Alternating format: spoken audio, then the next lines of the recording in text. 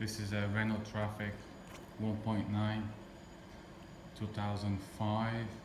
I had starting problem. First, no communication with the computer and the mobilizer light staying on. After being a few garage, came here. We also had done a lot of testing and diagnosing to remove. As you can see, we have a few things removed. Wiring, checking wiring diagram.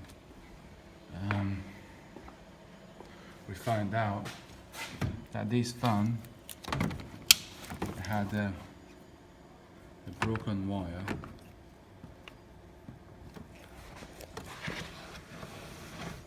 As you can see, the pink one was broken. The black one, I think it's a cam line.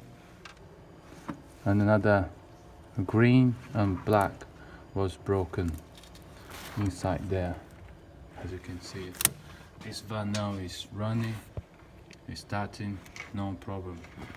So I could show you a demo, but it does run and start now. So we're gonna box all up and hopefully the customer's gonna be well happy. I hope this video help you guys with your non-starter Renault Trafic. Maybe the Vivaro and the Nissan might be the same similar problem. Thank you for watching.